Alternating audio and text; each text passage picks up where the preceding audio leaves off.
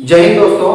तो आज हम लोग पढ़ने वाले हैं रविन्द्रनाथ टैगोर के द्वारा लिखा गया एक बहुत ही खूबसूरत पोयम, एक बहुत स्ट्रॉन्ग पोयम जो कि है where the mind is without fear.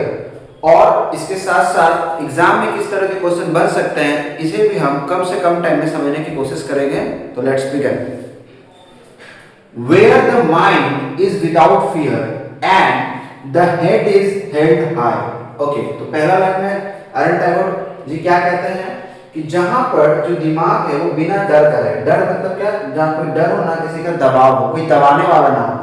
And the head is held high. Yes, अगर कोई दबाने वाला नहीं, मतलब क्या है, जो लोगों का सर है वो ऊंचा है। ऊंचा मतलब क्या?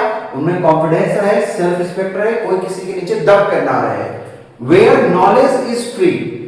अब देखिए क्या खूबसूरत उन्होंने बात कही है। पहली बात उन्होंने कह दी कि लोगों का कॉन्फिडेंस एंड सेल्फ रिस्पेक्ट ऊपर होना चाहिए, किसी के दबाव में ना हो। दूसरी बात वो कहते हैं कि एजुकेशन जो है वो फ्री हो। देन वो क्या कहते हैं? Where the world has not been broken up into fragment. जहां पे वर्ल्ड यानी पूरा दुनिया नहीं, बट समाज या पूरा वर्ल्ड को as a single society consider कर सकते हो। Has not been broken up, टूटा ना हो इनटू फ्रेगमेंट। फ्रेगमेंट का मतलब क्या होता है? टुकड़े। ठीक है, कैसे किस तरह से फ्रेगमेंट्स में टूटेंगे? तो देखो बताते हैं। By narrow domestic walls. Very very very important from exam point of view. Narrow domestic walls यानी कि जो सोसाइटी है वो बटा ना हो नैरो डोमेस्टिक वॉल्स से। और नैरो डोमेस्टिक वॉल्स क्या है? तो कास्ट, जेंडर, रिलीजन, जैसे लोग बटे होते हैं ना, ऊंचा जात, नीचा जात, लड़का लड़की में फर्क करना, ठीक है, रिलीजन की बेसिस में बटे होते हैं। ये सब में समाज बटा हुआ नहीं होना चाहिए। आगे सबको इक्वल राइट्स मिलने चाहिए, सबको इक्वल ट्रीटमेंट मिलना चाहिए। Where words come out from the depth of truth. जहां पे जो वर्ड्स है, जो लोग जो कहें वह कहें तो अपने मन से सच कहें, ना कि वो दबाव में आके झूठ का सहारा लें या फिर अपने फायदे के लिए वो कुछ कहें। ठीक है, अब आगे देखेंगे। Sorry, where tireless striving stretches its arm towards perfection. Yes, जहां पे tireless striving यानी हार्ड वर्क किया जाए, stretches मतलब फैलाए, हार्ड वर्क लोग फैलाए, इट्स आर्म अपने हाथों को फैलाए towards perfection, ताकि वो परफेक्ट से परफेक्ट काम कर सके। Where the clear stream of reason has not lost way. जहां पे क्लियर स्ट्रीम ऑफ रीजन मतलब साफ धारा रीजन का मतलब जो लॉजिकल थिंकिंग है, लोगों का रैशनलाइजेशन है, वो अपना रास्ता ना पाए। लोग किसी तरह के अंधविश्वास में ना रहे, सुपरस्टिशन में ना रहे, बल्कि अपने रैशनल थिंकिंग और लॉजिकल थिंकिंग से सोचे और सही सोचे।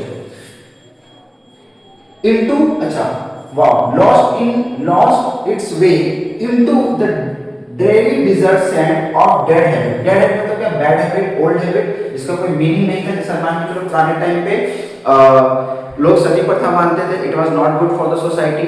ठीक है, विधवाओं का दोबारा शादी करने पे भी लोग रोक लगाते थे, जबकि उन्हें भी तो हक है कि अपने जीवन को अच्छे से जिए अगर उन्हें पुनर्विवाह का मौका मिलता है तो ये सब क्या थे ना, एक ओल्ड ट्रेडिशन था जिनके ऊपर धीरे धीरे करके बदलाव आया।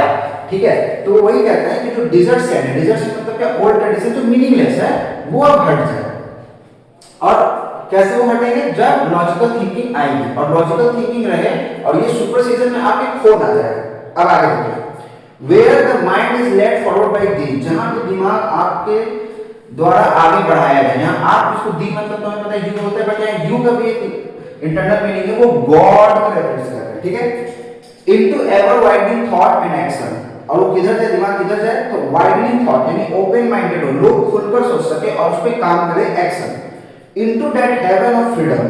अब वो क्या कहते हैं कि फ्रीडम के हेवन में यानी स्वतंत्रता, हमारा देश एक टाइम पे क्या था? गुलाम था। तो वो क्या कहते हैं? फ्रीडम को एक जन्नत की तरह कंपेयर करते हैं कि हेवन ऑफ फ्रीडम। एग्जाम में आ सकता है फ्रीडम को किससे उन्होंने कंपेयर किया? तो हेवन से।